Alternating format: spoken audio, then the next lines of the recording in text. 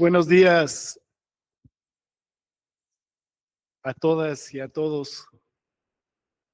El día de hoy iniciamos con un contento generalizado y la oportunidad de compartir con la gran comunidad de la licenciatura en Administración Educativa este inicio de los trabajos dedicados a fortalecer el trabajo académico que se realiza en esta licenciatura y que une al esfuerzo de los académicos y de los alumnos en todo el estado de Hidalgo. Me refiero a la Semana de la Licenciatura en Administración Educativa.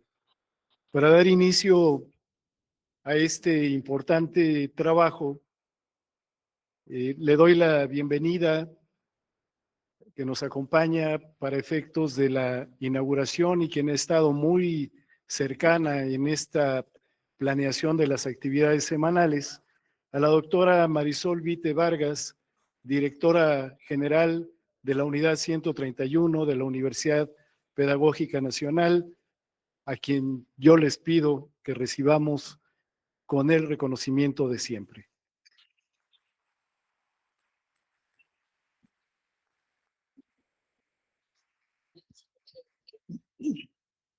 También nos acompaña el doctor José Eleazar Ocampo García, coordinador de licenciaturas, coordinador estatal de licenciaturas de la Universidad Pedagógica Nacional, Unidad 131. Muchas gracias, doctor.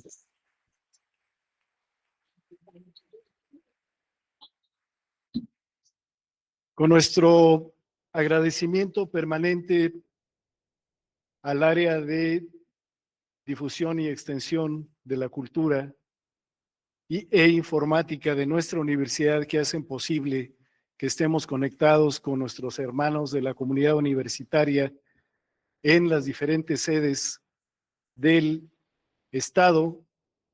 Extiendo nuestro saludo desde aquí, desde Pachuca, a la doctora Mónica Arenas Martínez, directora de la sede Huejutla, a la maestra Mariela Espinosa Mejía, de la sede Tenango, y también al maestro Exael Cortés Contreras, director de la sede de Tula, y el doctor Aniceto Islas Aquíhuatl, director de la sede de Ixmiquilpan. Y con ellos va un fraterno saludo y un gran abrazo a nuestros compañeros docentes y estudiantes de la licenciatura en Administración Educativa desde aquí de la sede de Pachuca. Vamos a brindarles un aplauso a la distancia.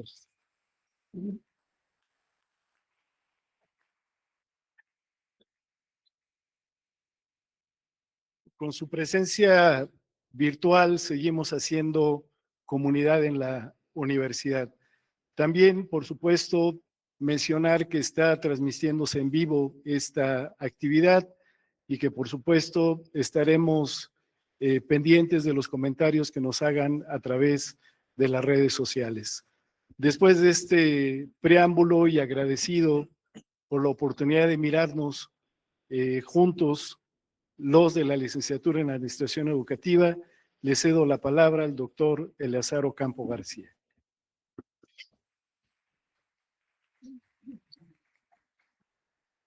Bueno, buenas tardes a todos. Está también con nosotros el maestro Mario, que es el coordinador de la licenciatura en Administración Educativa en la sede de Pachuca. El maestro Luis Alberto, que coordina el área de difusión. Mis compañeros profesores, la doctora Edith, el doctor Macuil, la maestra Elvira, la maestra Brisa, la maestra Hetzel, el doctor Carlos, la maestra Sagrario está por aquí, el maestro Jalpan, el maestro Mario Zabaleta también está por acá, y por supuesto los estudiantes, los principales invitados en esta ocasión, ¿sí? Y hago la mención de todos porque somos un equipo de trabajo. La universidad no funciona con una sola persona, sería imposible. Sí, somos un equipo de trabajo. Tiene que ver mucho lo que les estoy diciendo con la conferencia de hoy, que es el liderazgo transformador, transformativo, el liderazgo compartido, distribuido, que es un tema muy adecuado y muy idóneo para licenciados en administración, en formación y quienes próximamente estarán concluyendo la licenciatura en el mes de julio del año que entra. Tenemos invitados también, hay compañeros de pedagogía y compañeros de la licenciatura en intervención educativa. Sean todos bienvenidos. Y bueno, la directora, como siempre, nos da la gran sorpresa, nos invita a un café y un pastel que ella hizo. Le quedó muy bien. Muchas gracias, doctora. Está también el doctor Eduardo Cruz Beltrán, que nos va a dictar la conferencia de esta mañana y que también es docente, por supuesto, de la licenciatura. Y bueno, yo quiero antes, primero felicitarles a todos, felicitarnos y hacer un poco de memoria.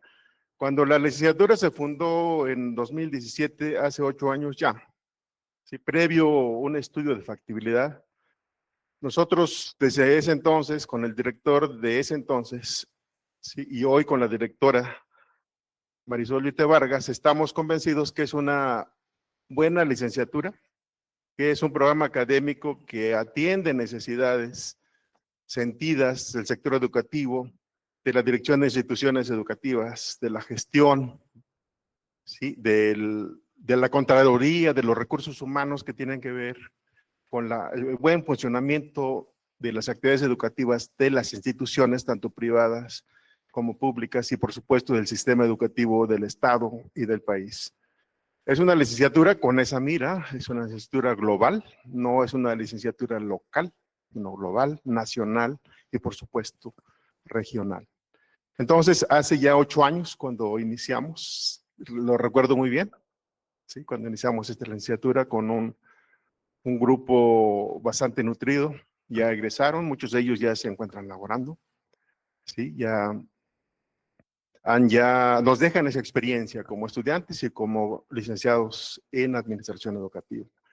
Estamos en vías permanentes, de manera permanente de ir titulando estudiantes, ir formando estudiantes, ¿sí? La institución se caracteriza por formar profesionales de la educación, ¿sí? No formamos, y permítame el término, no formamos empleados, sino formamos ciudadanos, formamos profesionales de la educación. Eso significa que ustedes tendrán que ser innovadores, críticos, transformadores, ¿sí? Un empleado sigue indicaciones, un profesional no.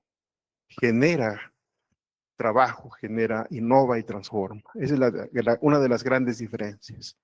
Y yo, para cerrar mi intervención, quiero comentarles algunas tres cosas de un estudio que estamos haciendo de seguimiento de egresados, que mis alumnos de quinto semestre ya se los platiqué. Estamos en la sistematización de la información, ¿sí? Y les quiero comentar en parte de los resultados es que el 80% de los egresados tienen empleo. Eso significa que hay trabajo. Esa fue la pregunta. Una de las primeras preguntas que les hicimos. La siguiente fue, antes de egresar de la licenciatura, ¿tenías empleo? Algo nos dijeron que sí. Y la siguiente pregunta, ¿cómo conseguiste el empleo? Con amigos. Alguien me recomendó. Siguiente pregunta, una vez que egresaste, ¿tienes empleo? Sí. ¿Cómo conseguiste el empleo? Por mis propios esfuerzos. ¿Y por qué hubo la oportunidad? ¿Sí? En la Secretaría de Educación Pública, en otras instituciones que generaron el empleo. A eso se le llama oportunidades estructurales. ¿Sí? Y otra pregunta, la más importante yo creo todavía. ¿Cuál fue el principal requisito que cumpliste para que fueras contratado? Estar titulado. ¿Sí? Entonces, si nos damos cuenta de esa información muy importante, Sí, es confiable, muy fidedigna. Es un trabajo de campo con egresados y compañeros de ustedes, y que a ustedes les tiene que motivar. Saber que aquí están siendo formados de manera sólida, ¿sí? Que por nuestra parte estamos totalmente seguros de que su formación profesional es sólida, es confiable, que estamos respondiendo a las necesidades sociales, y que estamos respondiendo y estamos en la línea de un proyecto educativo nacional que es la Nueva Escuela Mexicana. Y que la parte vertebral de esa nueva escuela mexicana se llama humanismo mexicano. Y que entre otras cosas significa no dejar nadie afuera, que nadie se quede atrás y que nadie se quede afuera. Eso se llama justicia. No solo justicia curricular, sino justicia social. Y entonces les digo, siéntanse motivados. La otra parte les toca hacerla a ustedes. ¿Sí? Titularse, buscar las oportunidades, porque las oportunidades no llegan solitas, no llegan del cielo. ¿Sí? Hay que buscarlas, hay que tener el ojo clínico para ver dónde están las oportunidades y participar en esas oportunidades, ¿sí? Y competir, porque finalmente el campo de trabajo, válgase el concepto de campo, para que conozcan, hayan leído a Bourdieu, ¿sí? Es un campo de lucha y de debate. Y luchamos y debatimos por capitales, ¿sí? Lo que está ahí son capitales. Los capitales son recursos. Y solo podemos participar en esa lucha y en ese debate si competimos con las reglas que marca el juego de ese campo de trabajo. Yo me uno a la felicitación de todos que ya han escuchado, ¿sí? Me enorgullezco de ser cofundador de esta licenciatura hace 8 años y les felicito a todos y les deseo el mayor de los éxitos.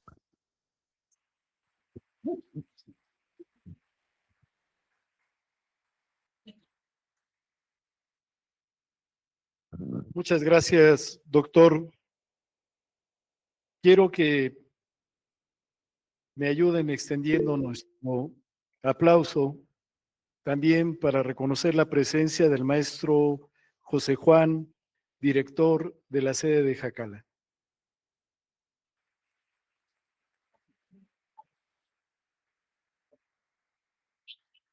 Y también, por supuesto, nuestro reconocimiento a la maestra Suheil Rodríguez Salinas, coordinadora de la licenciatura en Administración Educativa en la sede Ixmiquilpan, y a la maestra Diana Carvajal Porras, coordinadora en la sede de Tula.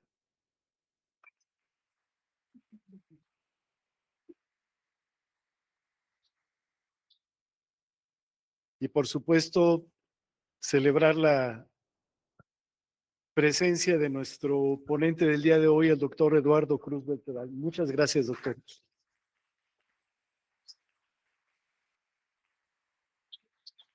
Le cedo entonces la palabra a la doctora Marisol Vite para que dé oficialmente por inaugurada la Semana de la LAE.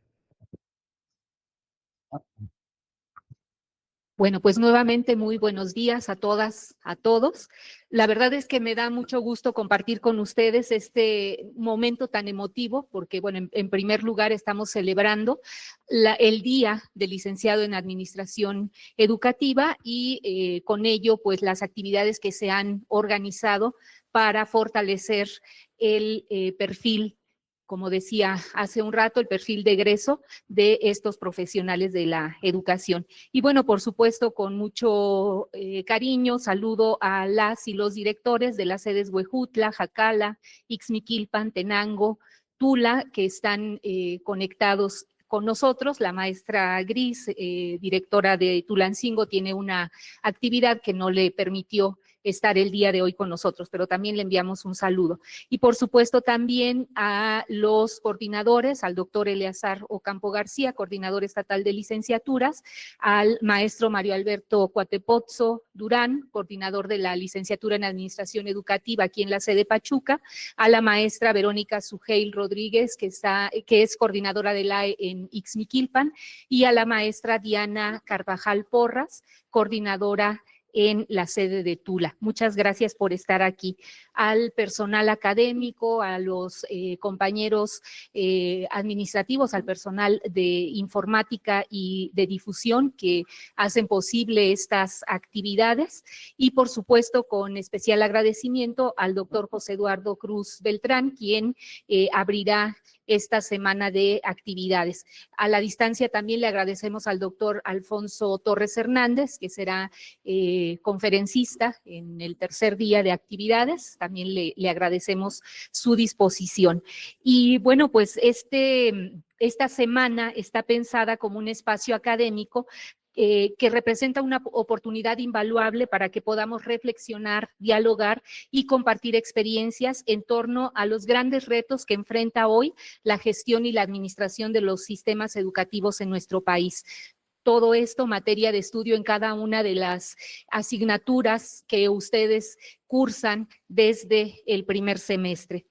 La licenciatura en Administración Educativa en esta unidad se ha caracterizado por formar profesionales comprometidos con su desarrollo, capaces de analizar críticamente la realidad, innovar procesos institucionales y contribuir al fortalecimiento de las organizaciones educativas desde una perspectiva ética, humanista y transformadora. Esta semana, por ello, es un punto de encuentro donde convergen saberes, trayectorias, voces que enriquecen la formación de nuestras y nuestros estudiantes. Agradezco profundamente la participación de los docentes de las distintas sedes, y los egresados y, por supuesto, a los personajes principales en esta semana, los estudiantes de la licenciatura en Administración Educativa que hoy se dan cita aquí en el auditorio de la sede Pachuca y a través de Meet en las sedes de Ixmiquilpan y Tula de Allende. La energía y el compromiso de todos ustedes hacen posible este evento.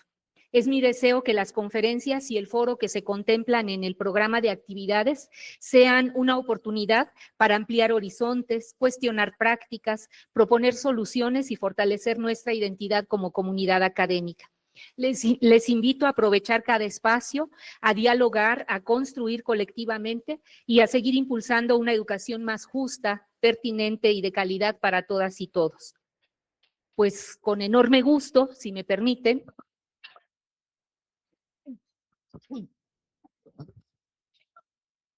declaro formalmente inauguradas las actividades de la Semana de la Licenciatura en Administración Educativa y expreso la más cálida de las felicitaciones a estos profesionales de la educación. Que sea de éxito para todos.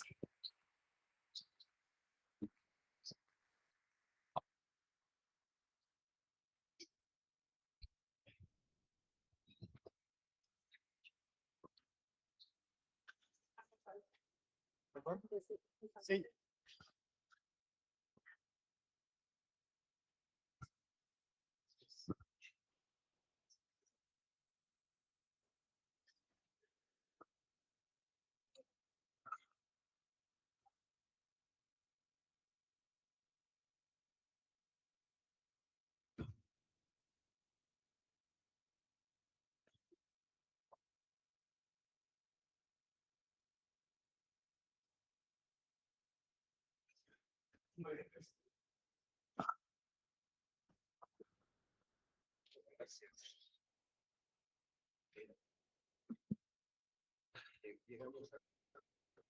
Sí, muy bien.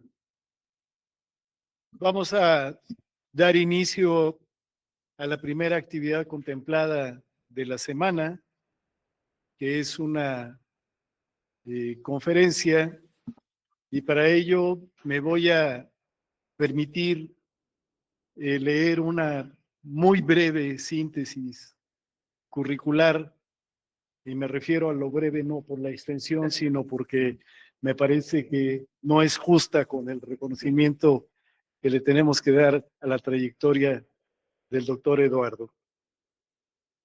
El doctor Eduardo Cruz Beltrán es licenciado y maestro en educación, maestro en historia por la Universidad Nacional Autónoma de México, doctor en ciencias sociales por la Universidad Autónoma del Estado de Hidalgo, es miembro del Sistema Nacional de investigadores del CONACYT. También es docente de la Universidad Pedagógica Nacional Hidalgo en la sede de Pachuca. Es también director de una escuela primaria y desde el 2017 pertenece a la Sociedad Mexicana de Historia de la Educación. Cuenta con una estancia doctoral en la Universidad de Santiago Compostela en España. Sus líneas de investigación son enseñanza de la historia, usos políticos de la historia, análisis historiográfico, y es autor de libros sobre historia regional, además de investigador de la historia política de México. Ponente en este día, como apertura de los trabajos de esta Semana Estatal de la Licenciatura en Administración Educativa, con la conferencia Innovación, Liderazgo y Gestión Educativa para la Transformación Institucional. Muchas gracias, doctor. Gracias.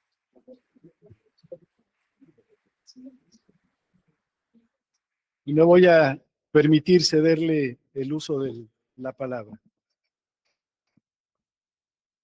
Muchísimas gracias por sumarme a las actividades en torno a este grato aniversario sobre la licenciatura en intervención educativa. Perdón, miento, me van a regañar los días.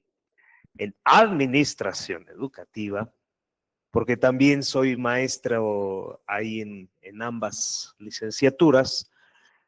Y bueno, pues he tenido realmente muy grata experiencia con los alumnos de la licenciatura en Administración Educativa, que puedo decir excelentes alumnos, que puedo decir muy comprometidos además, y sobre todo que han demostrado pues altas capacidades de estudio y análisis, no solo de la administración educativa en general, sino precisamente de los problemas educativos que atañen a la administración, ¿no?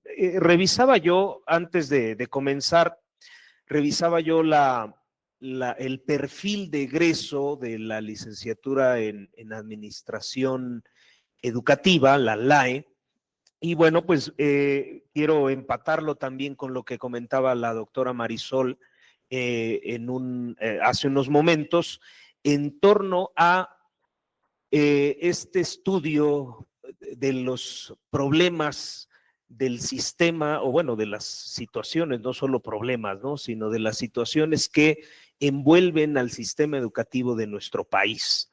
Y creo yo que como administradores educativos, pues bueno, justo revisaba yo que el perfil de egreso de la LAE tiene 3 puntos importantes que me parecen necesarios subrayar antes de comenzar propiamente, ¿no?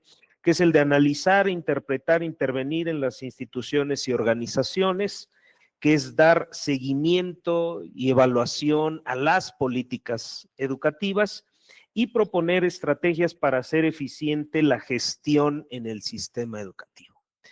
De esos 3 elementos fundamentales de la administración educativa se van desprendiendo diversas áreas, ¿no? Y yo particularmente quería centrarme o quiero centrarme en los temas que, pues bueno, de los cuales incluso pues he tenido una asignatura al respecto del liderazgo, ¿no? Todo lo que conlleva. Y sobre lo que voy a hablar en esta ocasión es particularmente de 3 aspectos. Yo sigo hablando.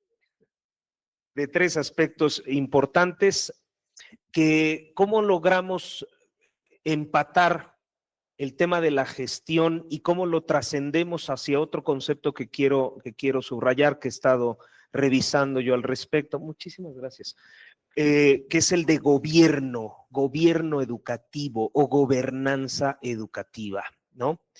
Y sobre todo la premisa fundamental de esta charla es reiterar, porque además no creo decir algo diferente, ¿no?, de lo que ustedes estimados estudiantes ya conocen muy bien, que es la premisa fundamental de que el liderazgo no se centra solamente en las figuras que originalmente se les ha asociado con el liderazgo.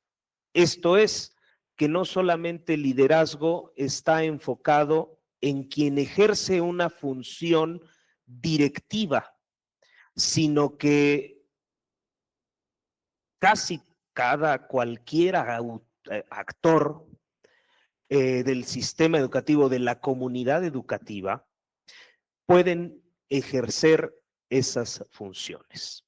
Y entonces mi charla irá un poco enfocada en ese sentido, porque es un tema muy amplio y sobre todo también en algunos puntos ya muy concretos, ¿no? Ya mucho más específicos, en donde pues de igual manera conjunto parte de mi experiencia al frente de una dirección en educación primaria, ¿no? Entonces, pues bueno, en ese sentido yo agradezco al licenciado, al maestro Mario Coatepozo, al doctor Eleazar, la doctora Marisol, desde luego, pues por esta deferencia que han tenido conmigo para que pueda referir algunas notas al respecto.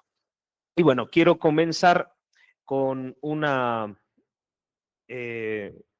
frase que encontré aquí, nada más que ahorita que me dé a ver si no está, creo que no me da, a ver si me apoyan aquí. Quiero cambiar de diapositiva y no me lo permite, a ver. Bueno, si no como estaba anteriormente. Bueno, comentaba yo, no importa ahorita que se pueda, sí, tal vez así se pueda ver un poquito más. Y ya nada más le podemos dar zoom aquí. Bueno, encontré esta frase de Luis Pinto, que creo que resume, gracias maestro, que resume o sintetiza muy bien el sentido, el objetivo de esta charla, ¿no? Y dice muy claramente, gestionar, liderar, es decir, lo empata ambos conceptos, un proyecto educativo en el plano de lo que es y en el de lo que quisiéramos que fuera, es ante todo un ejercicio profesional que demanda no solo complejas habilidades de escucha e intervención. Por eso me da gusto ver también alumnas de la LIE, porque no solamente la administración requiere la parte directiva, ¿no? Sino que también al final de cuentas la administración también interviene. Y fundamentalmente la capacidad de estar en el aquí y el ahora, mirando desde el pasado e imaginando el futuro. El ejercicio de liderazgo implica una serie de habilidades personales. También voy a dedicar algo muy breve al respecto sobre el liderazgo. Lo aprendemos, ¿sí? Se aprende y por ende se puede enseñar. Ajá. Y sobre todo, cuando decía ahí habilidades de escucha e intervención. Y asociamos generalmente que el líder habla y habla y habla y habla, así como yo ahorita, pero que también tiene una habilidad fundamental que es el de la escucha. Y con base en la experiencia que yo pudiera tener mucho o poca al respecto al frente de una institución, sobre todo se aprende a escuchar. ¿Por qué? Porque es una habilidad que pareciera que todos tenemos, pero que se va entrenando, se va desarrollando y sobre todo es muy importante, sobre todo cuando tenemos cuestiones de toma de decisiones incluso de carácter político, ¿no? En las que es importante conocer qué es lo que requiere o lo que requieren otros actores, ¿no? Bueno, entonces me pareció muy interesante pues esta frase al respecto. Bueno, quiero comenzar con estas premisas fundamentales en las funciones del liderazgo. Lo voy a ir poniendo por partes, ¿no? Primero, pareciera que lo sabemos, pareciera que lo conocemos, que ya está muy obvio, pero si algo he aprendido en mis años como estudiante es no dar por hecho las cosas, es no obviar las cosas, ¿sí? No dar por sentado que ya las conozco, que las otras personas ya las conocen. Y por eso decidí poner esto importante, que la educación necesita un liderazgo fuerte en todos los niveles, ¿sí? Ahorita voy a desarrollar un poco más la idea. La idea de que pasemos de sistemas educativos jerárquicos y centralizados a un liderazgo más inclusivo en el que participe la comunidad educativa, ¿no? Es una tendencia que se requiere, que está haciendo falta para la educación de estos tiempos, ¿no? Ya estamos, digamos, dando esos primeros pasos de descentralizar, de dotar de liderazgo a otras personas, a otros líderes, ¿sí? Que eso es la parte que más me interesó y que quiero compartir al respecto. Bueno, pues sabemos que un líder gestiona los recursos humanos, que da forma a los objetivos. Si mis alumnas y alumnos recuerdan estas clases de liderazgo, refería yo la importancia del objetivo, de fijarse objetivos como una de las funciones más importantes del quehacer del líder educativo o de la lideresa educativa, ¿no? Fundamental en el sentido, hablando de una escuela, por ejemplo, hablando de una institución, hacia dónde quiere ir, hacia dónde queremos marchar, cuál es el tipo de estudiante que se quiere formar. Por eso no fue casual que, pues previo a esto, pues, vamos a ver cuál es el perfil de egreso de un licenciado, una licenciada en administración educativa. Es decir, se forman los objetivos rectores y sobre eso se van desarrollando los objetivos específicos de cada una de las asignaturas, ¿sí? Porque al final de cuentas los pequeños objetivos específicos son los que van a lograr el objetivo general. Y para mí algo que he aprendido es que quien está al frente o quien ejerce una función de liderazgo tiene que sobre todo establecer hacia dónde quiere llegar, cuál es la meta, cuáles son los objetivos. Bueno, desde luego, fomentar la colaboración dentro de la escuela, hablando de una institución, toman decisiones políticas. Es aquí donde he estado revisando literatura reciente al respecto de pasar de la idea de gestión a la idea de gobierno, ¿sí? Y hay un ejemplo muy interesante que estaba yo leyendo al respecto sobre las formas de organización en escuelas argentinas. Porque además algo de lo que me basé aquí, pues son sobre una de las fuentes donde tomé algunas notas al respecto, es sobre la cuestión del liderazgo educativo en América Latina o en algunos otros países del mundo. ¿Para qué?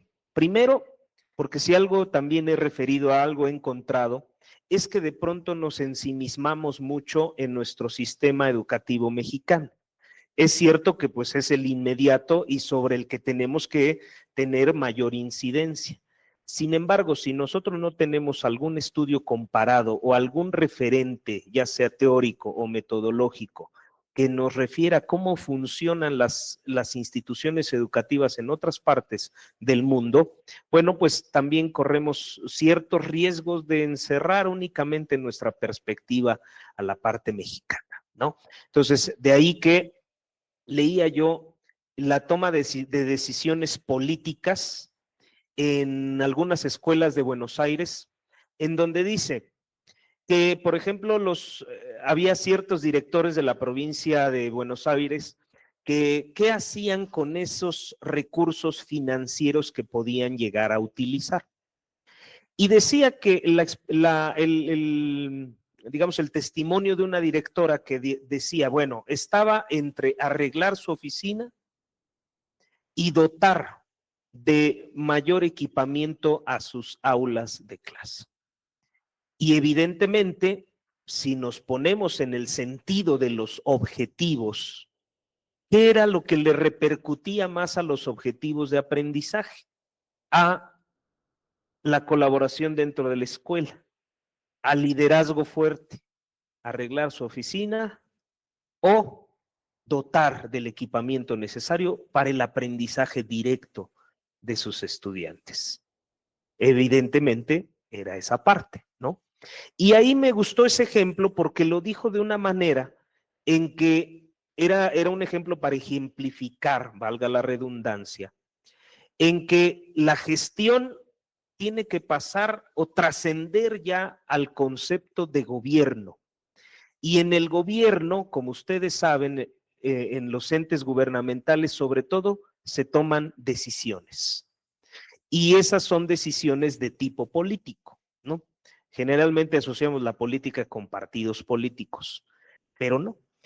Aquí mismo dentro de la escuela, aquí mismo dentro de las instituciones se ejercen tomas de decisiones de tipo político, porque se llegan a consensos, se escuchan necesidades, se debaten acuerdos en un sentido pues muy bonito del tema, ¿no?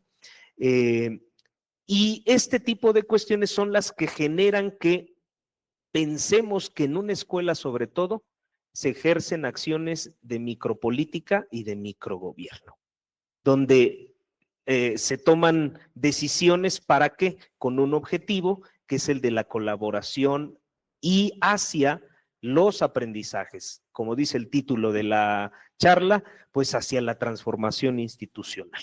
Bueno, esto también me parece una premisa interesante. El estudiante o las y los estudiantes como líderes educativos. Esto me pareció fascinante. ¿Por qué? Porque además de fomentar la responsabilidad del aprendizaje, ¿sí? Dota al liderazgo de una cuestión fundamental. Ya no estamos en esa época de que el líder lo sabe todo o de que lo conoce todo, ¿sí? Asociamos la figura del líder o la lideresa como una persona íntegra, única, ¿no? Casi, híjole, bien diseñada, no sé, no sabría yo cómo definirlo. Y cuando reviso estas nuevas tendencias de liderazgo en educación, me doy cuenta de que muchos actores pueden ejercer el liderazgo sin tener precisamente un cargo que lo acredite. El liderazgo una de las formas de acceder al liderazgo, pues es precisamente por un nombramiento, pero no necesariamente otorga esa característica, porque podemos tener líderes estudiantiles, podemos tener líderes de opinión, podemos tener líderes sindicales, ¿no? En fin, o sea, de eso referiré más adelante. Y desde luego la sociedad que se puede ejercer como un actor clave en el impulso, en el debate en la educación, ¿sí? Entonces, ya después les daré más a fondo la fuente para que lo puedan revisar con mucho más precisión. Bueno, entonces decía yo que no quisiera yo obviar, ¿no?, las partes importantes del liderazgo escolar. Y sobre todo que fija sus expectativas en el rendimiento del aprendizaje. Ese debe ser la parte central del liderazgo en la educación. Se centra en el desarrollo, en el rendimiento, fomenta una cultura escolar positiva, contribuye al desarrollo personal y sobre todo que el liderazgo va más allá de la administración y la gestión. Lamentablemente, quienes ejercemos un cargo directivo, pues tenemos un peso, un pequeñito gran obstáculo, que justo es la parte administrativa. ¿Por qué? Porque esa es la que nos absorbe la mayor parte de nuestro tiempo y limita las tareas fundamentales de un director, que es el trabajo pedagógico, ¿sí? Y lo puedo sustentar más adelante cuando dice un informe de Global School Leaders del 2023, que el 68% de quienes tienen el ejercicio directivo es más administrativo que pedagógico. Y de 100, vamos a decir que de 100 directores o de 100 directores de escuela, sean lo que sea, 68 de ellos, 68% de su tiempo son de tareas de gestión, ¿sí?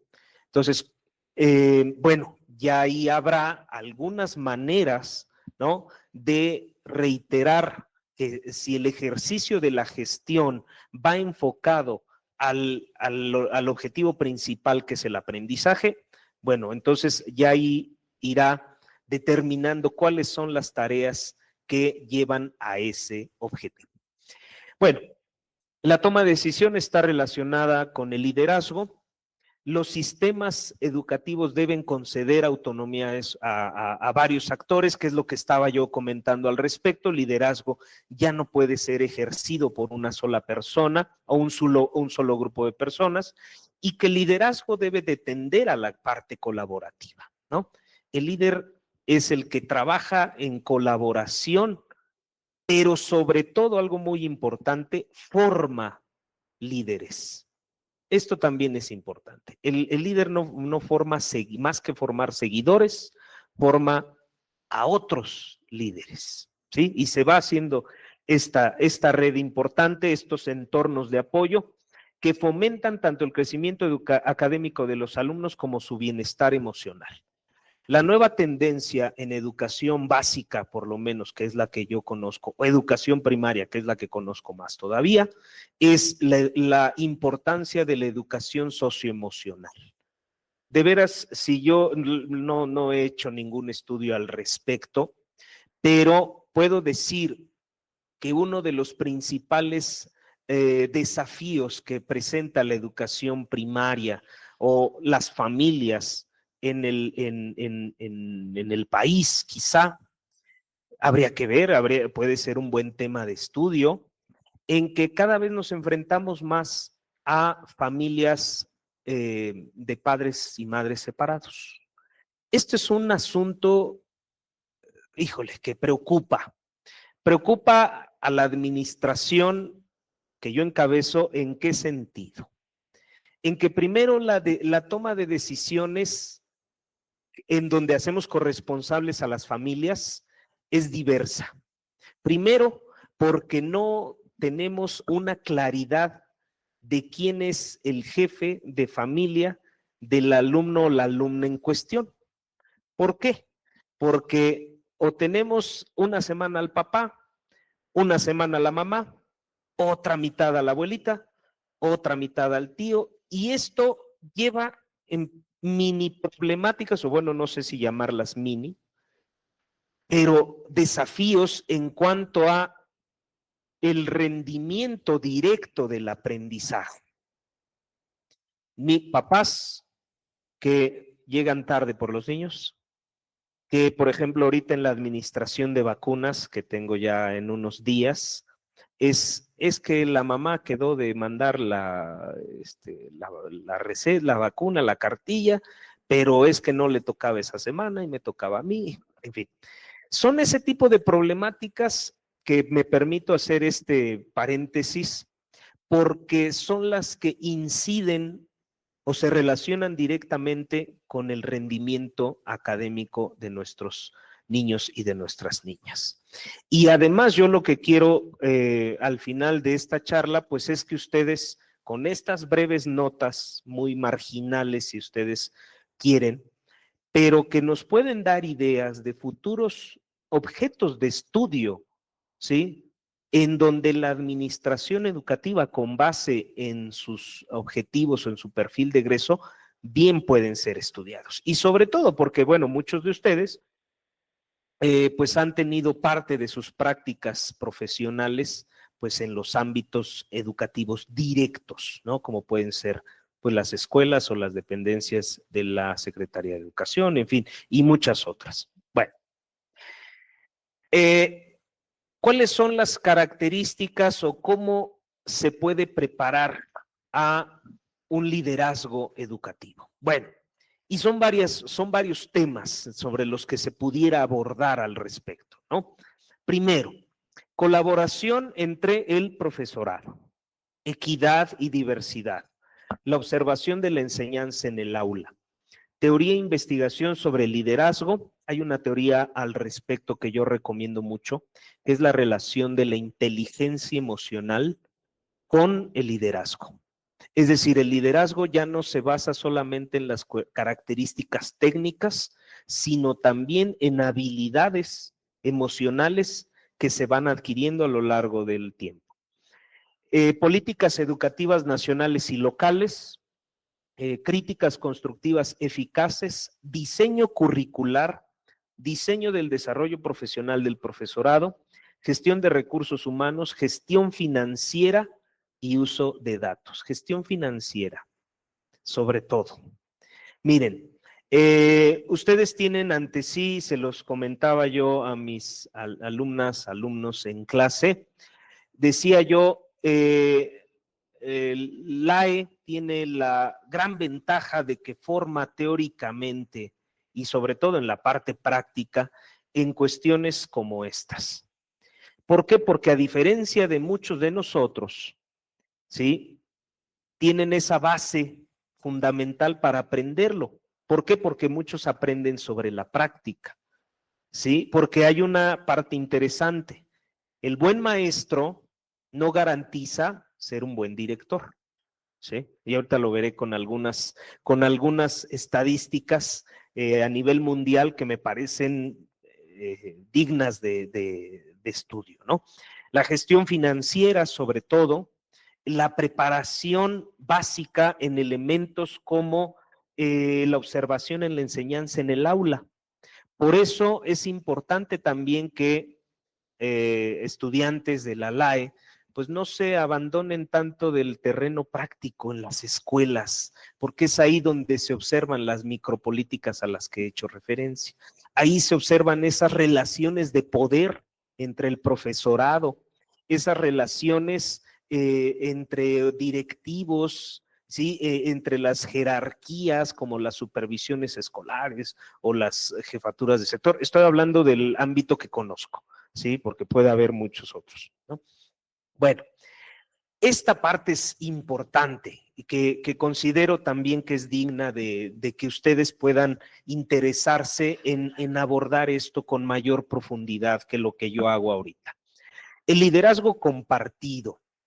Los centros escolares son cada vez más complejos. Yo tan solo ponía el ejemplo de las nuevas composiciones de las familias, ¿no? Donde papá y mamá forman a su vez, en gran parte de los casos, pues una propia familia, ¿no? Y esto requiere de dotar de autoridad actores clave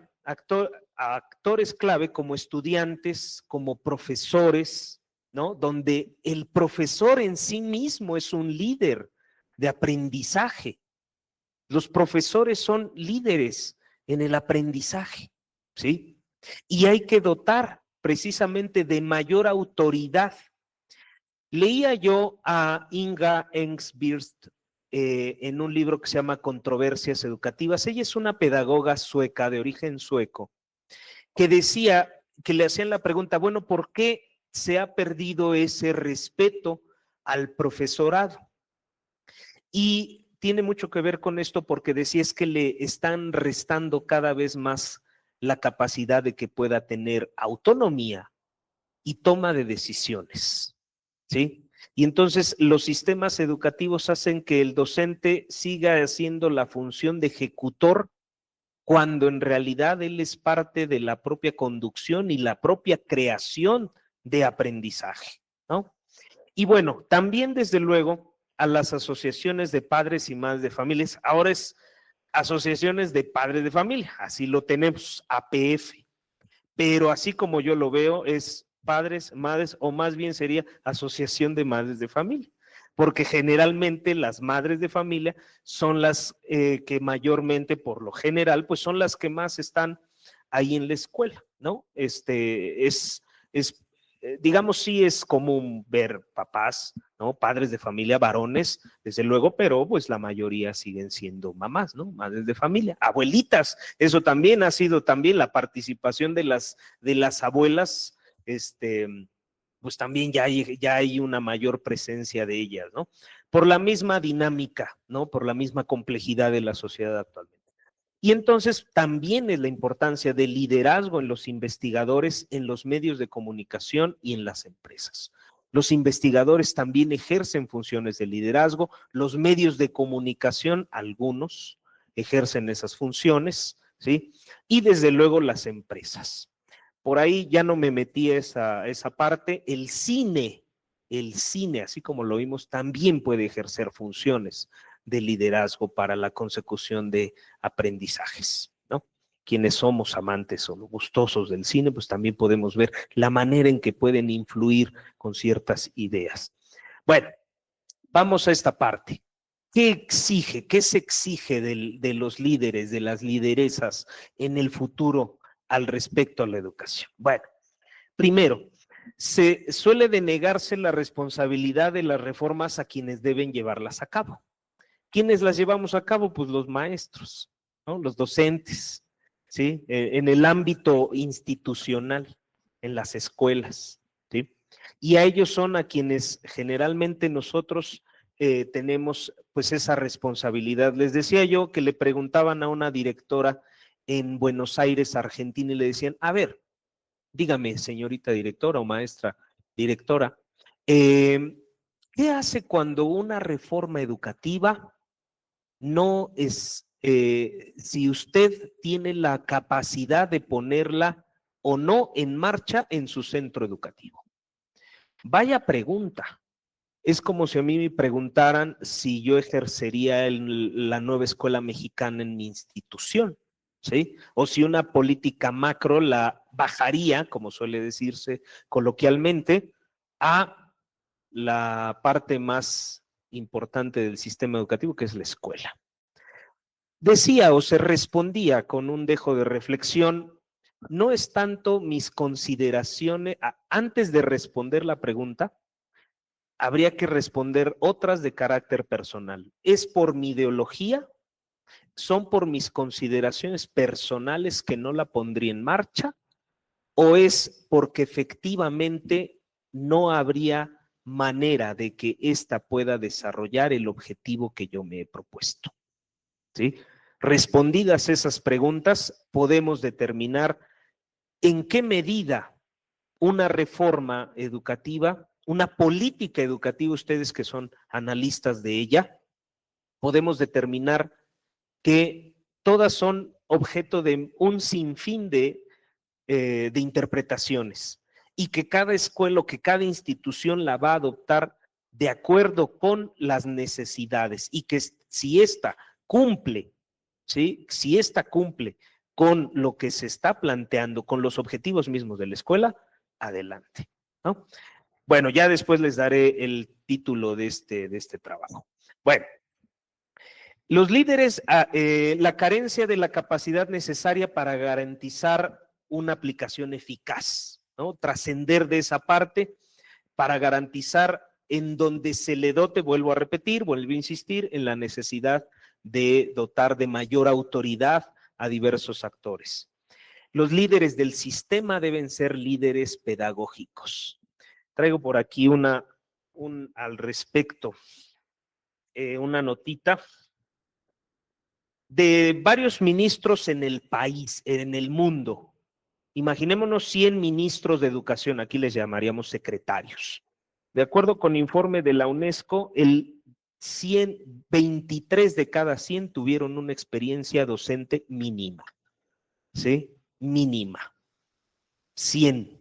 Eso no lo digo yo, lo dice el informe al respecto sobre la UNESCO. De 100, solo 23 ministros de educación o secretarios de educación han tenido una experiencia educativa, ya no digamos en una dirección, sino al menos en un aula, ¿no?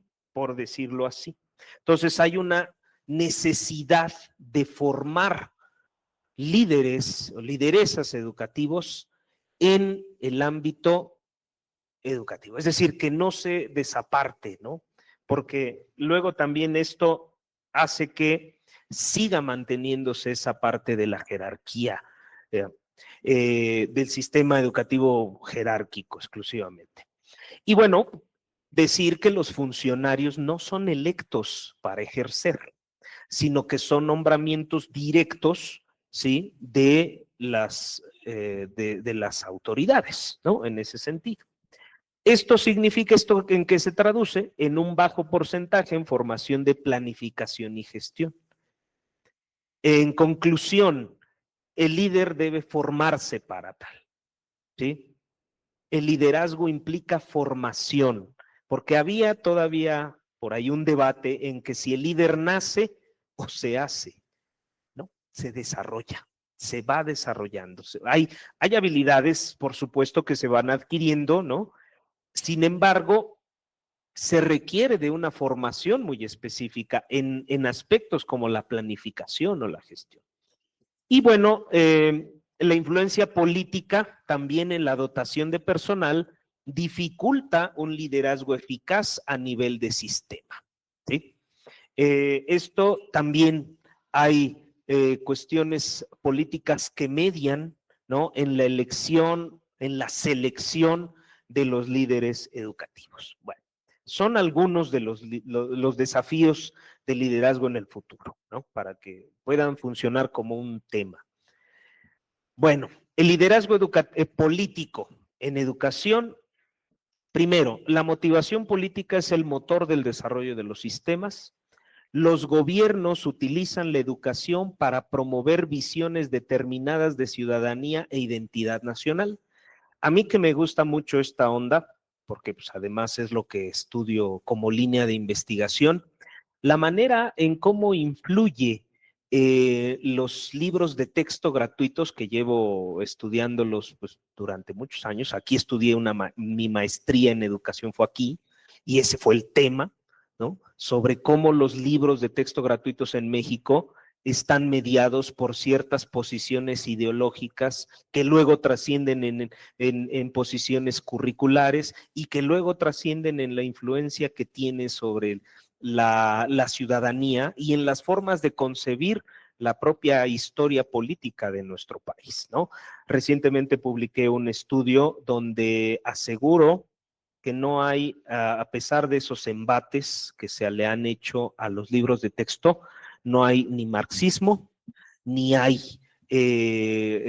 una educación que diga que Porfirio Díaz y que todos estos personajes son malos y son villanos y que quizá que lo revisé a través de la metodología del análisis del discurso y pues encuentro que hay una educación segmentada para el fortalecimiento de la identidad nacional, pero desde hace mucho se abandonó esa idea de que hay buenos y malos en la historia. En fin, es otro tema. Las posiciones ideológicas condicionan las aspiraciones de los partidos políticos en materia de objetivos educativos. Este es otro gran tema. Les apuesto que si trajéramos aquí a un líder político, de un partido político, determinado el que ustedes elijan, va a tener determinadas formas de concebir a la educación de acuerdo con los fines, ¿sí? Ya no quise meterme más en ese sentido, sino solamente plantearlo, ¿no? ¿Por qué? Porque las acciones educativas suelen estar impulsadas por elecciones y no por una visión a largo plazo. Me pareció muy interesante esta conclusión a la que llega Kiefer respecto a elecciones y educación. Dice que la ciudadanía en América Latina es más propensa a apoyar promesas políticas por las necesidades educativas, las necesidades inmediatas, en lugar de bienes públicos como la educación, al proporcionar en beneficios a largo plazo.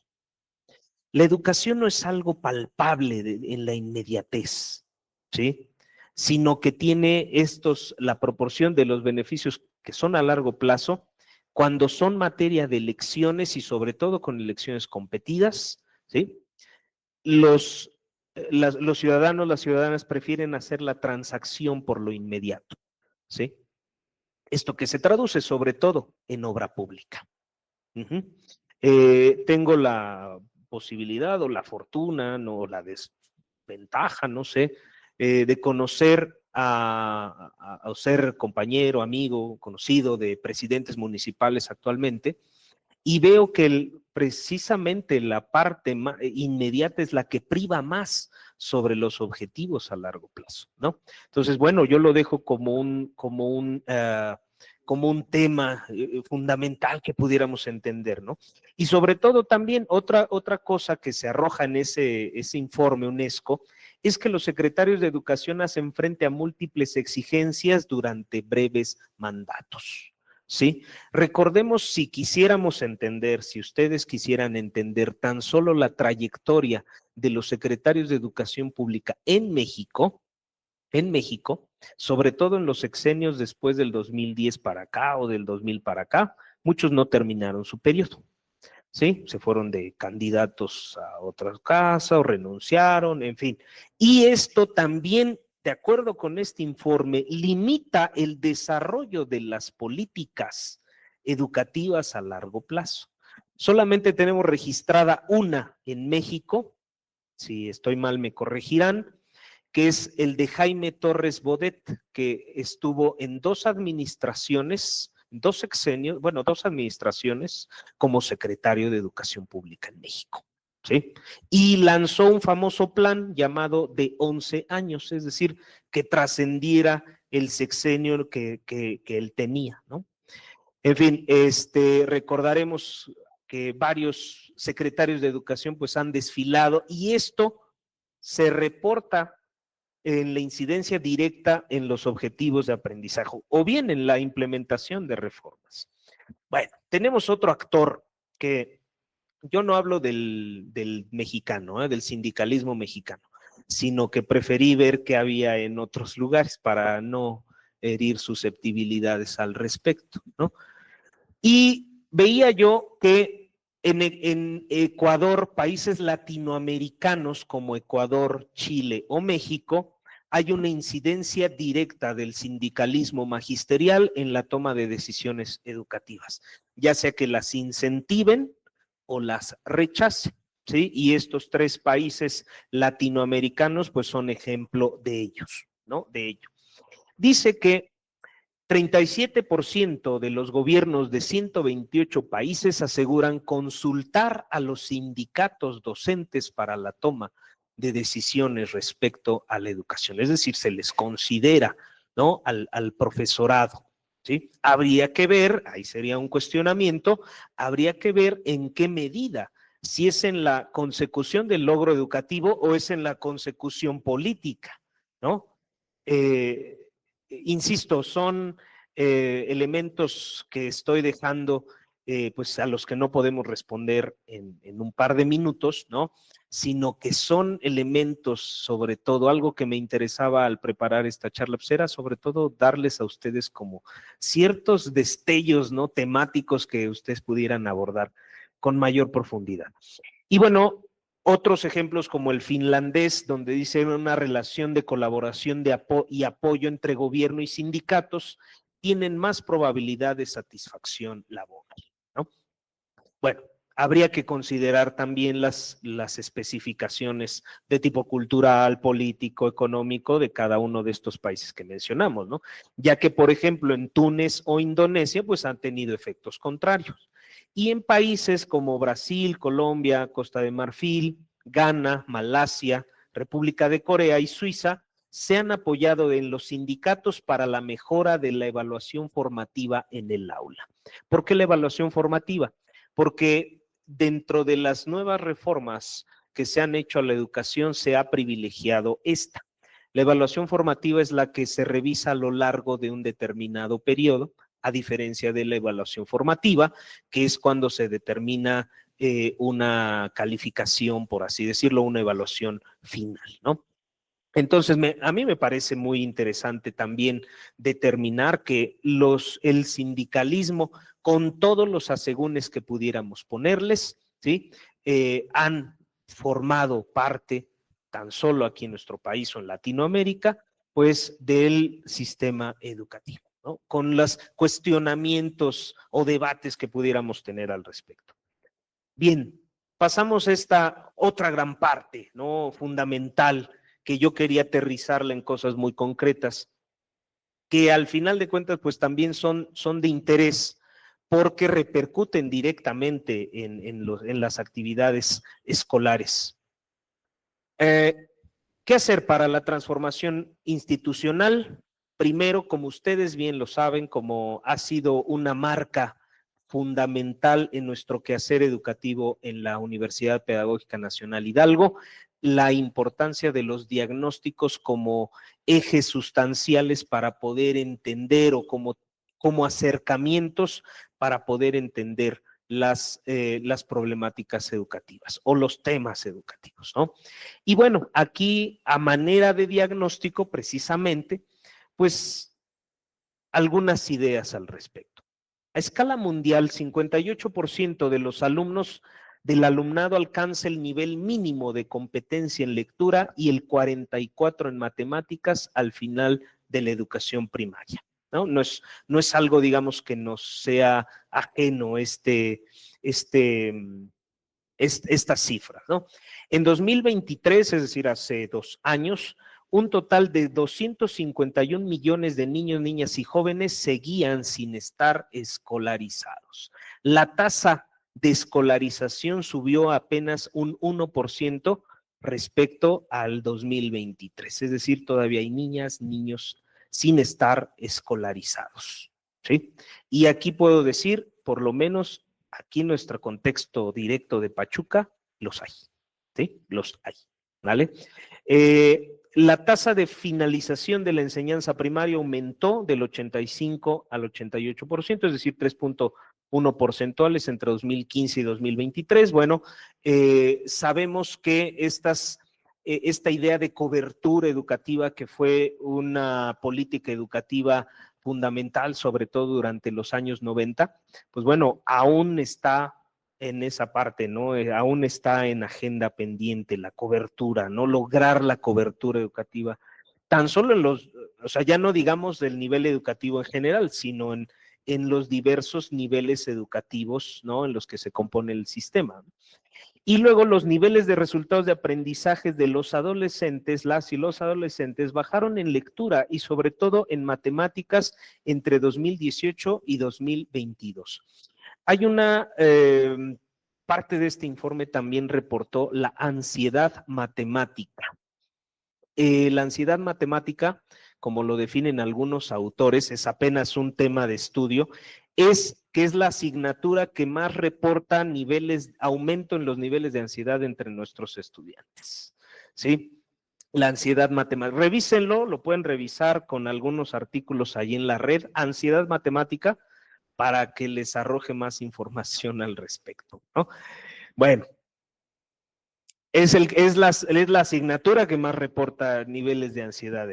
Bueno, bien, pero con todo esto es importante que después de esa fase de diagnóstico, pues se establezcan metas, ¿sí? De igual manera, PISA, sabemos que eso hace instrumentos de medición, hace instrumentos de evaluación, podremos o no cuestionarlos, podremos o no advertir de su utilidad o de su inutilidad en contextos educativos específicos. Sin embargo, pues bueno, sigue siendo una fuente de información para entender algunas problemáticas educativas. Cito la del 2022, que muestra que los alumnos que reciben más apoyo de los profesores tienden a experimentar niveles más bajos de ansiedad. Por eso decía yo, el liderazgo compartido o el dotar a los docentes de mayor poder de liderazgo para tener un mayor acercamiento con los y las estudiantes. Lamentablemente, y lo puedo decir con experiencia propia, no personal, pero sí institucional, de que gran parte del trabajo de los reportes de ansiedad, incluso en docentes, son por las cuestiones administrativas, ¿no? Pero bueno, es algo que al final de cuentas, pues se tienen que hacer. Tampoco estamos diciendo que se deba eliminar todo lo administrativo, porque es parte fundamental de la tarea. No la podemos quitar. Sin embargo, pues podemos entender ahí algunas formas de manejo de la misma. La asistencia preescolar y establecimiento de un entorno familiar propicio pueden mejorar el desarrollo infantil, incluso en lo que respecta a la preparación para la escuela, las competencias tempranas de alfabetización aritmética, aptitudes sociales y emocionales. Cada vez más se está refiriendo la educación hacia esta tendencia de la educación socioemocional, hacia la importancia del estudio, bueno, no el estudio, el manejo de las necesidades socioemocionales de nuestros estudiantes. Y bueno, pues dice, esto hablando ya de la educación inicial, que niños y niñas que asisten a centros de educación preprimario, preescolar, tienen más probabilidades de estar bien encaminados en su desarrollo. Hace unos días, hace unas semanas, llegó a mi escuela a preguntar si podían inscribir a un niño que no cursó el preescolar y que por edad ya debía estar en la primaria. Sin embargo, pues ante esa disyuntiva se le hizo saber a la madre de familia en cuestión la importancia de la educación preescolar y sobre todo haciéndole ver que por mandato constitucional la educación preescolar también es obligatoria, ¿no? Bien. Bueno, ¿qué hay de nosotros? ¿Qué hay de la educación superior y estas cuestiones de liderazgo? En educación superior, ¿sí? Es esencial para guiar a las instituciones en el cumplimiento de sus misiones, así como para promover la adaptabilidad, impulsar la innovación y proteger la libertad académica. La educación superior enfrenta sobre todo algunos desafíos como los avances tecnológicos, la inestabilidad política, las presiones sobre el gasto público, la cada vez mayor heterogeneidad del alumnado y un escrutinio cada vez mayor, ¿sí? Las universidades, al ser los focos de producción del conocimiento, pues ahora también están siendo sujetos observables, ¿sí? En cuanto a la generación del gasto, a la transparencia de los recursos, pero sobre todo también pues a las nuevas exigencias del mercado laboral. La gestión, por ende, dice Maki, debe evolucionar mediante un cambio de mentalidad, estructura, prácticas y gestión de la autoridad y el poder. Los líderes deben fomentar la innovación, la creatividad y la mejora continua. Esto requiere un liderazgo colectivo, la retroalimentación y participación de todas las partes interesadas en la toma de decisiones, incluida la comunidad académica y estudiantil. Aquí quiero hacer un paréntesis respecto al concepto de innovación, porque pensamos que es sacar cosas de la nada, porque pensamos que la innovación es inventar, y no, la innovación es precisamente a partir de lo observable o de lo ya dado, referir nuevos enfoques, ¿sí? Y en el caso de la educación, pues nuevos enfoques en torno a la misma, ¿sí? No se trata de sacar ideas nuevas, ¿no? O inventadas, sino más bien novedosas. Ajá. ¿En qué sentido? Bueno, aquí nos da unos ejemplos, ¿no? Creatividad, mejora continua, la corresponsabilidad en la toma de decisiones, el incluir a la comunidad académica y estudiantil en esa toma de decisiones. Estos son algunos de los aspectos para quienes pudiéramos estar interesados en la educación superior. Bueno, para ir cerrando esta parte que me parece muy interesante, es sobre la preparación. Había una pregunta interesantísima y por eso la puse tal cual. ¿Se puede enseñar el liderazgo? ¿Sí? ¿Lo podemos aprender? ¿Sí? Hay una creencia en que las competencias comúnmente asociadas al liderazgo como iniciativa, asertividad y el carisma son cualidades innatas. Vemos a alguien extrovertido, va a ser líder, ¿no? Sí y no, ¿no? O sea, no necesariamente. Primero, es ir quitando ese estigma de que el liderazgo es innato, de que el liderazgo se aprende y por ende también se enseña. Y dije, a ver, ¿cómo o dónde o hacia dónde lo podemos enfocar? ¿Dónde lo podemos aprender en concreto? ¿No? Primero, el desarrollo de competencias claras como la argumentación, la expresión oral y la buena comunicación, ¿sí? Fundamentalmente. Con quienes he compartido algunas clases, les he comentado a los alumnos de la escuela primaria, por ejemplo, ya los ponemos a que hablen en público teniendo 6 años. Por ejemplo, a los niños de 5 o 6 años que ingresan a la educación primaria, en cuanto empiezan a desarrollar las primeras capacidades de lectoescritura, a hablar en público, ¿sí? A hablar en público. Entonces, y particularmente en mi escuela, pues lo hemos tomado como un proyecto educativo, de tal manera que salgan de la primaria teniendo una expresión oral o una argumentación, ¿sí? De manera más o menos clara, ¿no? Más o menos definida. ¿Por qué? Porque ya tuvimos una experiencia con alumnos que no tuvieron una preparación previa y en eventos como su clausura escolar, lamentablemente va a ser un día que les va a ser muy complicado, muy complejo recordar. ¿Por qué? Porque no tenían previamente cierta preparación al respecto.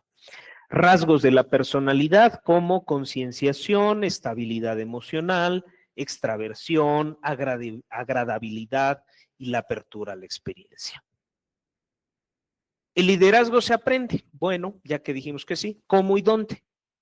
El liderazgo docente es más eficaz, primero, hablando del liderazgo docente, cuando éste se otorga a personas que ya han adquirido previamente cierta experiencia en entornos organizativos. Aquí a mis alumnos que ahora están en séptimo, ¿sí? De LAE, que fueron mis alumnos el semestre pasado, les decía yo que fueran con esta parte que dice apertura a la experiencia, a aprender no solamente en el aspecto organizacional, sino también en las relaciones de poder, en conocer los entornos organizativos, en conocer la apertura, lo fundamental, ¿sí? De entrar a ese campo. Mi recomendación, aprendan todo cuanto sea posible en sus prácticas profesionales. Hay un programa aquí en nuestra universidad cada vez más intenso, cada vez más organizado, cada vez más proactivo para que ustedes adquieran esas experiencias de aprendizaje en las prácticas profesionales. Por eso soy muy insistente, particularmente con ellas, porque es en los entornos en donde podemos aprender. ¿Qué nos dice el informe? Esto, el liderazgo se va adquiriendo más cuando se obtienen experiencias en entornos organizativos. El entorno escolar también es un buen lugar para desarrollar competencias de liderazgo, ya que constituye la experiencia organizativa principal y más importante durante toda la infancia. Las competencias de liderazgo pueden fomentarse a través de la toma de decisiones, empatía, autoconciencia y trabajo en grupo. Y la participación en cualquier tipo de actividad grupal organizada, como coros, grupos musicales, grupos de teatro, scouts y clubes deportivos, entre otros, donde se pueden ofrecer oportunidades inestimables para aprender y practicar este tipo de competencias, ¿sí? Entonces son en esos entornos en donde nosotros estamos en mayor contacto con ellas, ¿vale? Bueno, bien, ¿hacia dónde? Ya estamos la Agenda 2030, pues ya es una agenda ya más que inmediata, ¿sí? También ha sido cuestionada la Agenda 2030. Habría que revisar en qué medida se está cuestionando. ¿Hacia dónde se dirige la educación? Que ya estamos a 5 años, a menos de 5 años. Desarrollo sostenible, estilos de vida sostenibles, derechos humanos, igualdad de género, promoción de una cultura de paz y no violencia, ciudadanía mundial, valoración de la diversidad cultural y de la contribución de la cultura al desarrollo sostenible. Particularmente, se hace énfasis en la educación cívica, por ejemplo, ¿no? La que necesitaría una reorientación didáctica, ¿sí? Porque era de las materias que menos teníamos en la escuela. Y que estas deben evolucionar desde el concepto de ciudadanía del ser a una ciudadanía del devenir, en la que se aprecia activamente la diversidad y trata de desarrollarse el sentido de pertenencia mediante la colaboración y la comunicación, incluso utilizando la tecnología, ¿sí? Entonces, esos son esos ejemplos, por eso quería yo poner varios ejemplos así, aunque fueran muy generales, para poder entender de manera práctica este concepto de gestión, por ejemplo, ¿no? En donde mi gestión ya no es hacia la ciudadanía del ser, sino la ciudadanía del devenir, en donde ya explico, o más bien oriento didácticamente, por ejemplo, algunas implicaciones, ¿sí?, educativas para el desarrollo de esos objetivos.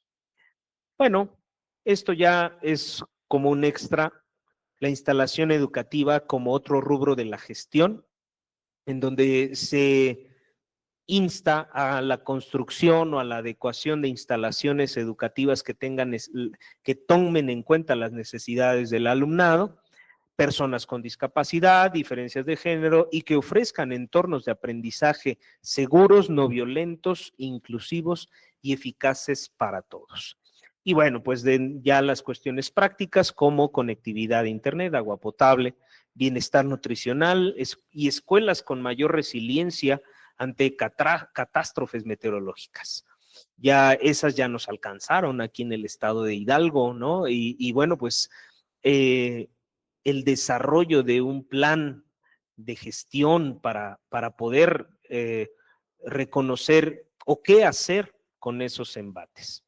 Bien, en resumen, ¿no? Y pues bueno, agradeciendo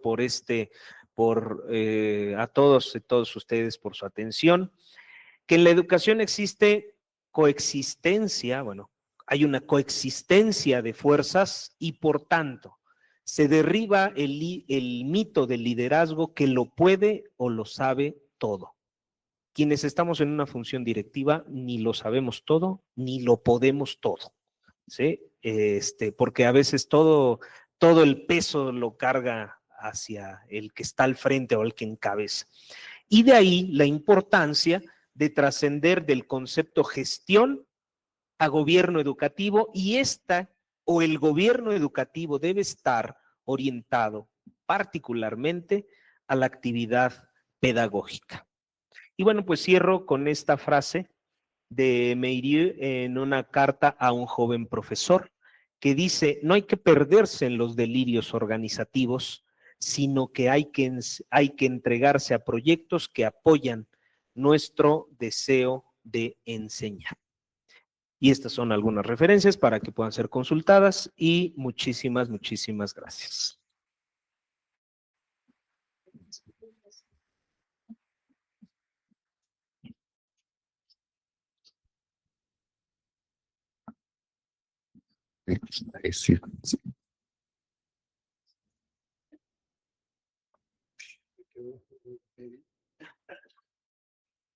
Muchas gracias, doctor.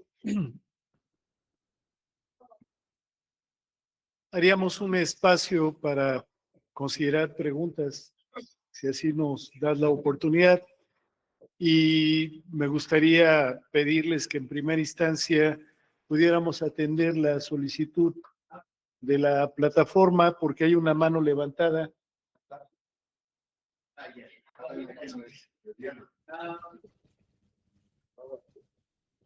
Pues si se puede, no alcanzo a ver el nombre, pero quien levantó la mano, Diana Carvajal, que nos pueda hacer favor de expresarnos su participación. Doctor, buenas tardes. Sí, en este caso era lo que hablaba ahorita el maestro que acaba de exponer.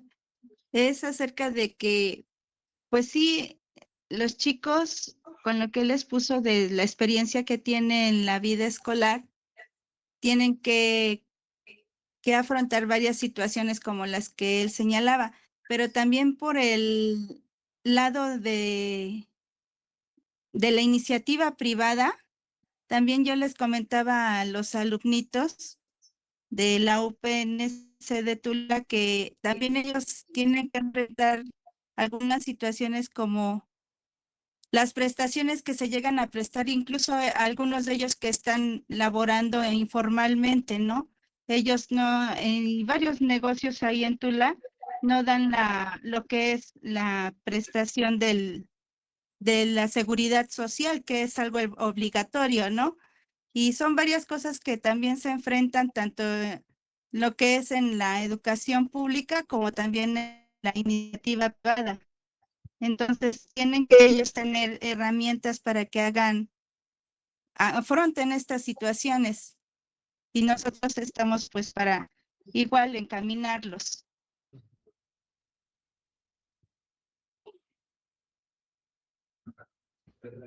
Ok. Bueno, Sí, ahí sería yo todo.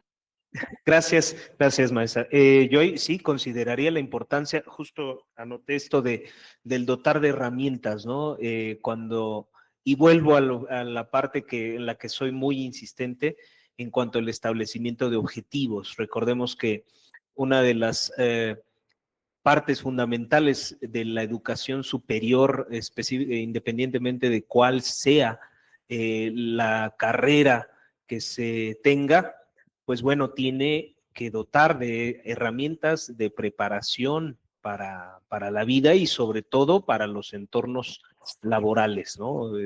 Creo que también por ahí pudiera ser un reto y un desafío de la educación superior al respecto. Muy bien. Adelante, Esteban. Gracias. Mencionaba la importancia del liderazgo colectivo. ¿Cómo se vería de forma orgánica el liderazgo colectivo o este funciona fuera de la estructura organizacional?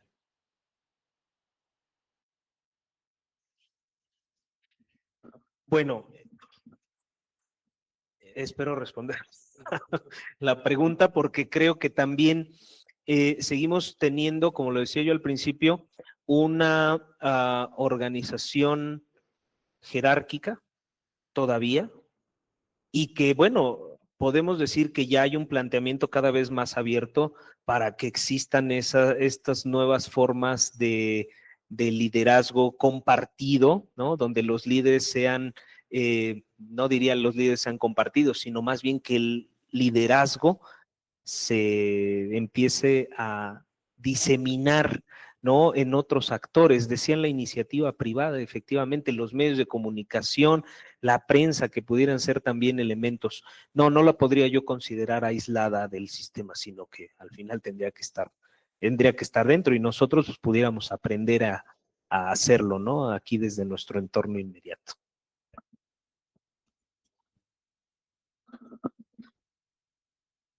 El maestro Miguel Mario.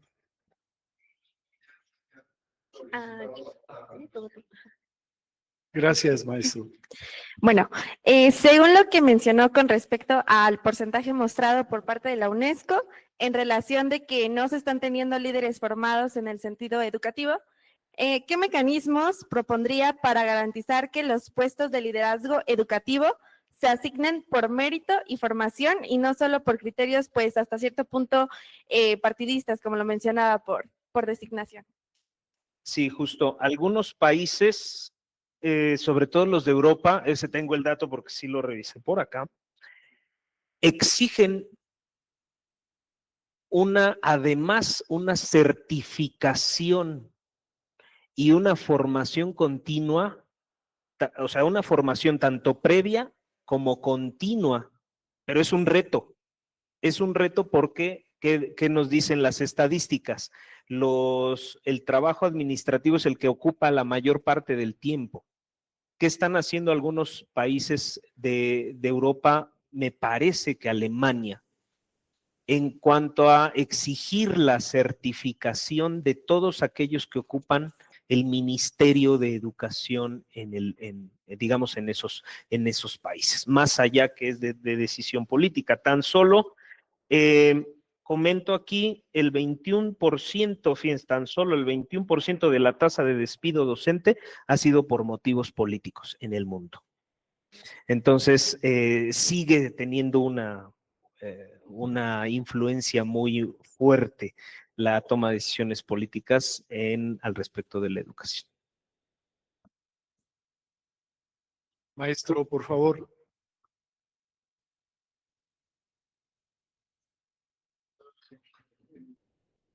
Debe estar apagado.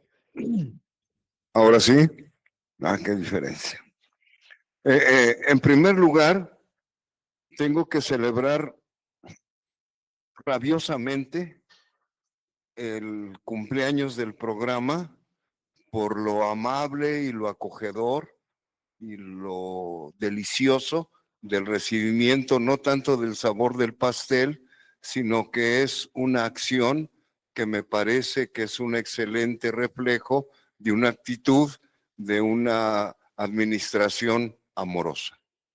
Lo destaco en ese sentido desde la postura de Maturana.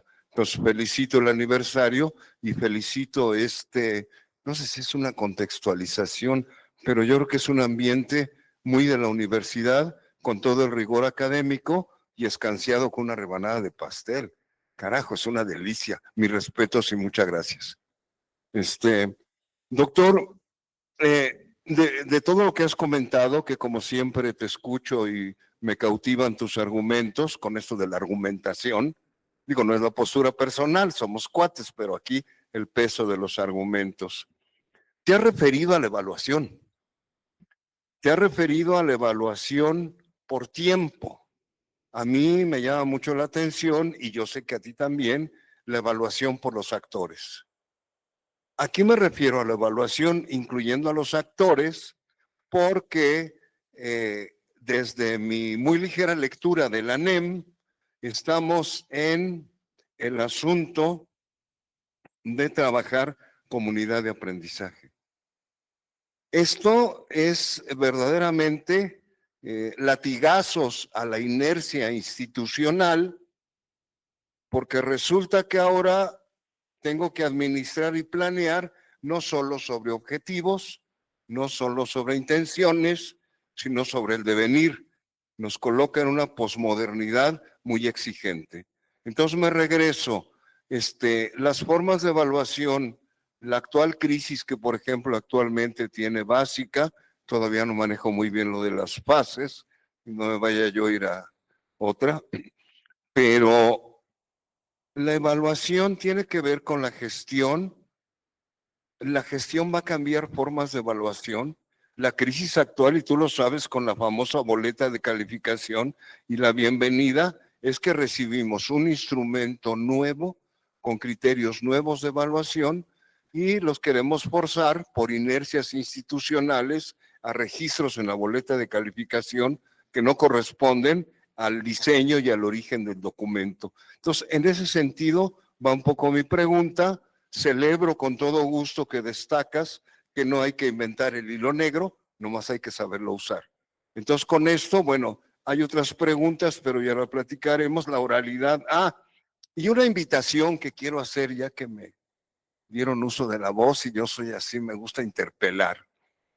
Tenemos ahorita ya la 7ª y vamos para la 8ª promoción de la casita de los números. Yo quisiera invitar a alguien de este programa que tuviera interés en hacer un registro, porque ahí se pueden ver muchas de las cosas planteadas hasta el momento en tu conversación, doctor. Creo que es una posibilidad maravillosa. Estos talleres originalmente se vieron saturados porque, por estar en el catálogo de UCICAM, aplica para esta cuestión del nuevo ingreso. Desde que se operó en Tulancingo desde hace 3 casitas, así ya tengo mi cronología propia, empezó a elevarse el número de maestros en servicio que no venían por las horas, por sobre los interesados en venir por las horas. Entonces, a mí me parece que ahí se reflejan bastantes cosas de las que nos has planteado, y yo haría una invitación a este programa, bueno, a todos, pero este programa, desde lo que has planteado, para que pudiéramos tener esos escenarios y esos universos para registrar todo eso desde el lenguaje matemático, desde las crisis con el lenguaje matemático, donde quiero señalar para terminar, en la Academia Estatal de la Matemática, que creo que ya se murió porque no me han citado hace casi un año y porque no ha habido sesiones, pero sí tenemos el asunto, en primer lugar, de que ese estrés viene de que está ausente el saber disciplinar de la matemática. ¿Sí? Entonces ahí ya la coevaluación o la instituevaluación se va hasta escuelas formadoras de formadores. Entonces, eso es muy importante, ¿no? Luego, el asunto de la transposición didáctica, que no está planteado en ese sentido, pero que obedece necesariamente a un saber disciplinar. Y luego que aparezca esa señorita coqueta y cautivadora, que ahora sí ya me ha provocado un total insomnio, que es una matemática amorosa y muy planteada desde G. Deleuze. Porque hay partes en la metodología de NEM que creo que son vacíos, o quizá mi lectura no ha sido muy amplia, pero metodológicamente creo que un poco es donde no tanto masca la iguana, pero creo que está Chimuela. Muchas gracias por darme el uso de la voz, gracias nuevamente por escucharte, y a ver qué sigue del pastel, y ya estoy apuntado, a ver dónde vamos a celebrar el resultado de esta reunión. Muchas gracias y buenas tardes a todos. Gracias, maestro. Bueno, para sintetizar, yo creo que sí, es un tema,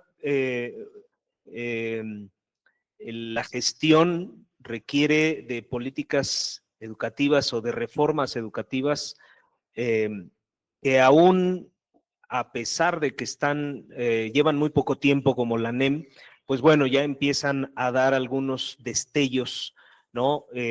Temáticos de posibles investigaciones, y yo dejaría esa particularmente las que ha mencionado el maestro, que son dos. ¿Qué hay con las matemáticas al respecto de la NEM? Y qué hay respecto con las nuevas formas de evaluación a partir de las comunidades de aprendizaje, ¿no? En donde ya no se toma en cuenta solamente el saber institucional, individualizado, sino que también pues ahora se insta a que sean las comunidades de aprendizaje las que generen los conocimientos. Yara, por favor. Gracias.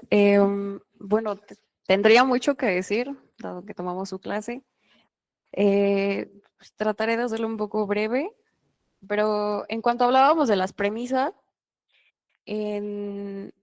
tal cual el comentario que hacía de que la educación necesita un liderazgo fuerte en todos los niveles, yo ahí quiero preguntar a qué se refiere con un liderazgo fuerte, de la que le seguía de sistemas educativos jerárquicos y centralizados a un liderazgo más inclusivo en el que participe la comunidad educativa. Ahí también tengo ciertos comentarios porque, pues, escuchando un podcast y escuchando otras opiniones respecto al liderazgo, me hizo cuestionar qué tanta incidencia debe tener la ciudadanía para participar en la toma de decisiones, dado que a veces pareciera ser que entre más aportaciones podría ser algo mejor, pero hay muchas veces en las que entre más es menos, porque comienza cierto punto en el que ya no sabes hacia dónde irte, qué opción tomar. Entonces, pues sí, ¿no? ¿Qué tanto debe de participar la ciudadanía? ¿Qué tanto deben de participar toda la comunidad en general? Y pues esto también, en el momento en el que decía de que los estudiantes como líderes, son varios comentarios, pero los voy a ir poniendo todos para que sea una sola respuesta. Los estudiantes como líderes, decía que fomentar la responsabilidad del aprendizaje, pero pues también creo que debe de haber un equilibrio entre el pasado, el presente y el futuro. Es decir, que debe de haber alguien que ya tenga la experiencia, alguien que quiera adquirir experiencia, para que de estos dos se hagan un conjunto y pues se vaya más allá, ¿no? Porque muchas veces los jóvenes podemos tener las ideas, pero no la experiencia para implementarlas. Entonces, yo creo que también es algo que comentaba mi jefe cuando vino a dar la plática, que cuando sumas la experiencia con la juventud, hacen más transformaciones. Otro comentario es de que cuando mencionaba que requiere el liderazgo y decía que pues es la confianza y el empoderamiento, ¿no? Creo que ahí es muy importante que las personas que están ejerciendo liderazgo, que bien decía que no es necesario tener un puesto, un cargo para desempeñarlo, en el punto en el que cuando se habla de confianza y empoderamiento, debe de tener la confianza de que el que lo ejerce está tomando la mejor decisión con base a lo que se está viendo, lo que se tiene y pues las herramientas que tiene acceso. Porque muchas veces podemos pensar que alguien más llega con otra idea y decimos, no, chin, o sea, me hubiera ido por esta parte en lugar de hacerlo como yo lo pensé. Y creo que es importante enseñar a los jóvenes o a toda la comunidad en general que lo que se hace en el momento es lo mejor que se puede hacer en su momento. No tanto el castigo como de, pues lo puedo haber hecho mejor y no sé, cosas así. Porque pues muchas veces incluso en clases se da esta situación de puede haber hecho mejor un trabajo, puede haber hecho mejor mi participación, creo que es hacerlo en el momento con lo que se tiene y de ahí viene el liderazgo, hacerlo un trabajo colaborativo en donde pues se van aportando diferentes ideas, se va haciendo la mejora y pues justo lo que abordábamos en las clases, ¿no? De que pues tienes que comunicarlo, escucharlo, tomar decisiones y las críticas deben de ser objetivas, no aislarlas a temas personales, cosas así. En general me pareció una ponencia muy interesante. Yo siempre sigo interesada en este tema de liderazgo. Pues muchas gracias. Gracias. Gracias, Yara. Bueno, a ver, primero, sí, en cuanto a especificar qué es el liderazgo fuerte, quizá más bien será no corregirlo, sino ajustarlo principalmente a lo que se exige de un líder o de alguien que está en una función de liderazgo a las necesidades del rubro educativo, ¿no? Para empezar. ¿Cuáles? Mejora del rendimiento educativo, eliminaciones de la tasa de abandono escolar o de deserción, el fortalecimiento de un clima escolar positivo, en la formación previa y continua, como le respondía yo a una pregunta antes, en que el fortalecer el liderazgo, más que un liderazgo fuerte, le cambiaría yo, modificaría yo a decir al fortalecimiento de ese liderazgo para el logro de esos objetivos, ¿no? Y bueno, respecto a la parte sí social, ¿qué tanto se le da la voz a la sociedad, ¿no? Yo manejaba varios ejemplos de liderazgo, digamos, de liderazgos fuera del esquema exclusivo de la escuela, donde decíamos líderes de opinión, organizaciones civiles, pero por ejemplo, yo te lo diría en el sentido de la escuela como tal. Los padres y madres de familia son, al final de cuentas, usuarios de la sociedad o digamos extensiones de la sociedad que tienen una correlación con la escuela.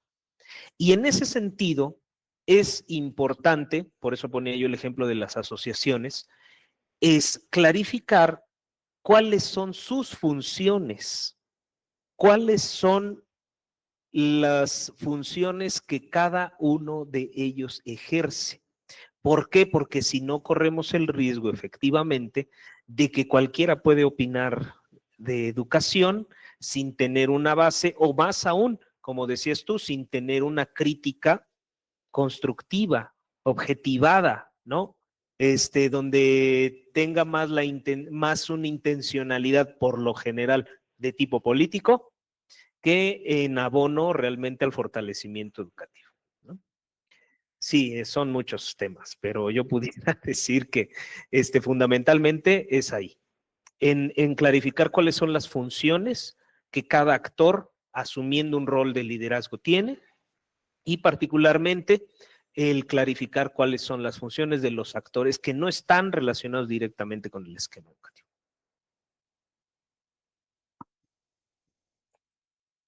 Muchas gracias. Este es más que una pregunta, es casi una queja. Casi, bueno, no respecto al tópico, sino un poquito más de carácter personal. Mencionaba la importancia de que los directivos tengan conocimientos pedagógicos y una frase que mencionaba usted era: el buen maestro no siempre es un buen director. Sin embargo, dentro de nuestro sistema educativo, para lograr ser director, que es un docente necesita llevar ciertas horas frente a grupo para poder ser director. Sin embargo, aquí es donde entra la LAE, por ejemplo, que tenemos esa formación multidisciplinar, donde podemos desempeñarnos bien en ese tipo de puestos.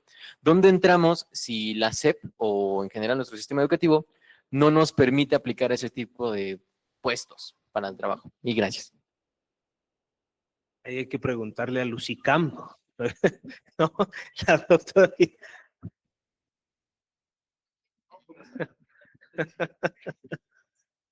Recuerden ustedes que los LAE tienen opción de ingresar a la docencia, pero en educación media superior. Entonces sí pueden ser docentes. ¿Cómo de que no? Gracias. Perfecto, gracias, doctor. Era importante, ok.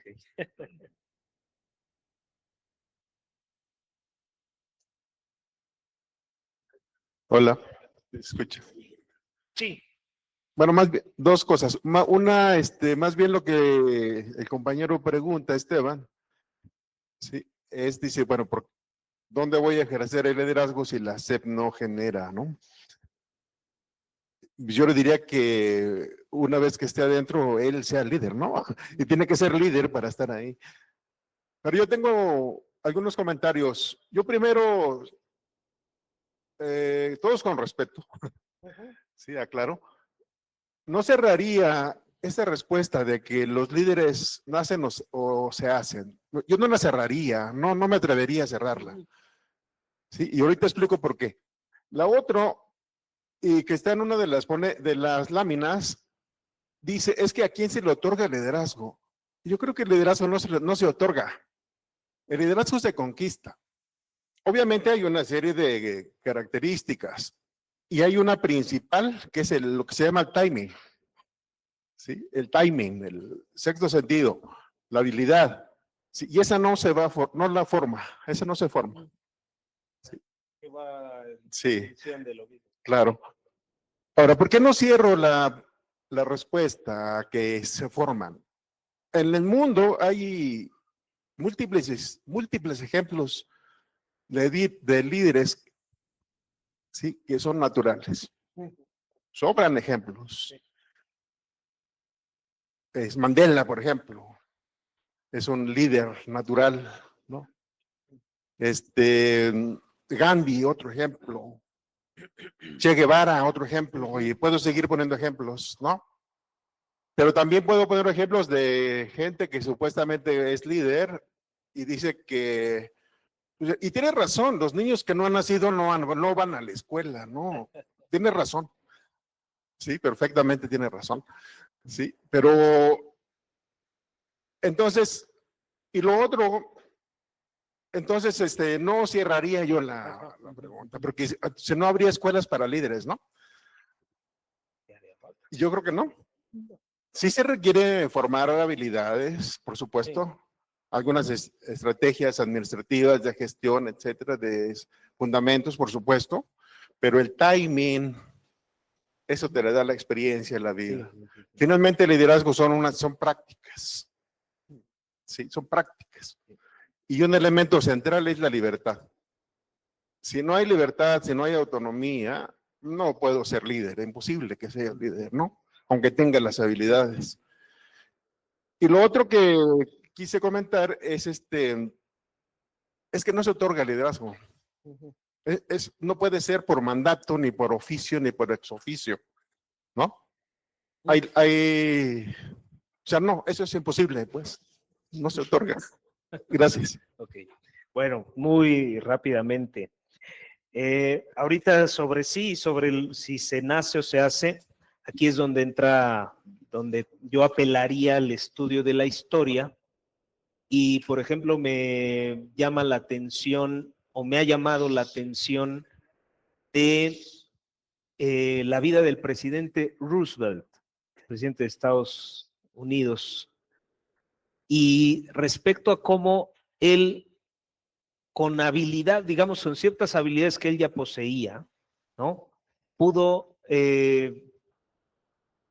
tomar ahí las riendas de un país enfrascado, sobre todo en la Segunda Guerra Mundial. Pues sí, pudiéramos abrir un debate sobre si el líder sería para otra plática, ¿no? Si se nace o se hace.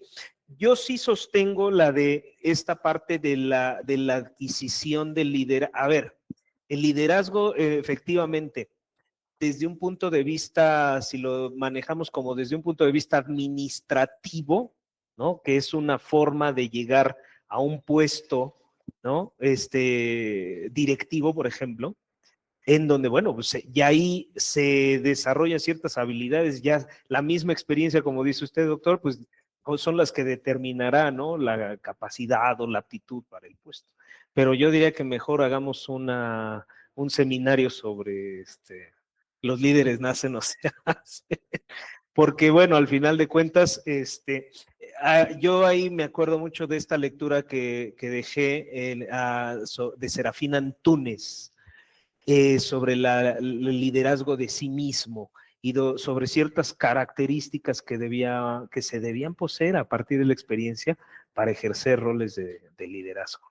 Pero pudiera yo tener un nombramiento, que es una de las formas de llegar, y no necesariamente con un nombramiento puedo decir que tengo características, ¿no? Ahí en ese sentido yo le concedo razón, ¿no? O sea, no necesariamente los que estamos ahí. Hablamos de los ministros, de secretarios de educación, ¿no? Como que por su posición, como decían por acá, pues tienen otras, o llegaron a ese lugar no necesariamente por las capacidades de liderazgo que pudieran tener. Gracias. Y acá. Bueno, una última pregunta, perdón, para no dejar la que está acá. Dice, ¿cuáles son las habilidades de liderazgo más importantes que debemos fortalecer durante nuestra formación inicial para poder generar una verdadera transformación cuando trabajemos en una institución o escuela?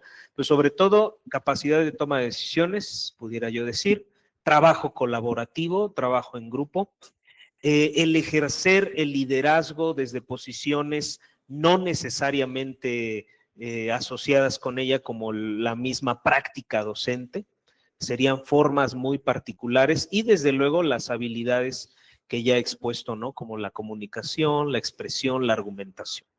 Pudiera yo decir como algunas de ellas. Muchas gracias, doctor. En uso del tiempo programado, agradeciendo infinitamente la participación del doctor Eduardo, invito a la doctora Marisol Vite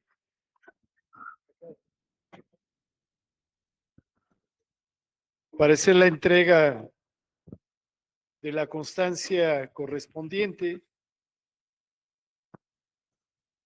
que me permitiría leer y dice: Universidad Pedagógica Nacional, Unidad 131 Hidalgo, otorga la presente constancia al doctor Eduardo Cruz Beltrán por impartir la conferencia Innovación, Liderazgo y Gestión Educativa para la Transformación Institucional, llevada a cabo en el marco de la Semana de la Licenciatura en Administración Educativa en esta Casa de Estudios, 24 de noviembre de 2025.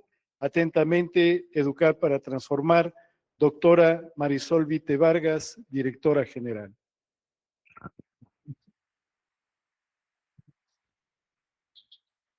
Voy a abusar en esta ocasión para comentar.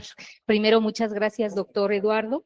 Creo que aquí una cuestión para la siguiente conferencia o el seminario que está proponiendo el doctor: el liderazgo no es un atributo, es una condición relacional y en ese sentido uno puede ser un buen líder en un espacio y no necesariamente serlo en otro, porque depende precisamente del tipo de relación, de interacción que se establece con el resto de los integrantes de la institución o de la organización de que se trate. En ese sentido, precisamente esta idea de la distribución del liderazgo, ¿no? Que un poco en términos Foucaultianos sería esta idea de la distribución del poder, ¿no?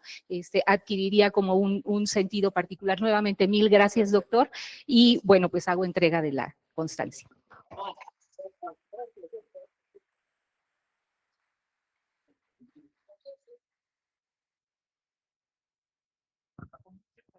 Sí. Anuncios parroquiales. Invitar a todos, primero agradecer a quienes seguimos conectados, a quienes asistieron el día de hoy, que estuvieron con nosotros, y comentarles que la actividad para el día de mañana, martes 25 de noviembre de 2025, es una actividad organizada por la sede Ixmiquilpan, un foro estudiantil virtual que se denomina Trayectorias y Voces de la Comunidad Universitaria de la Licenciatura en Administración Educativa, a partir de las 15 horas por Google Meet. Ya se ha circulado y todos tienen los enlaces correspondientes para que nos acompañen. Y el día miércoles 26 de noviembre de 2025, en una actividad organizada por la sede de Tula, una conferencia, la titulación en la licenciatura en Administración Educativa, también por Google Meet a las 15 horas, y un encuentro entre estudiantes ecos que hagan voces en los futuros administradores educativos a las 16:30 horas por Google Meet también. Muchísimas gracias a todos y con esto damos por concluida esta primera actividad de la Semana de la LAE. Muchas gracias.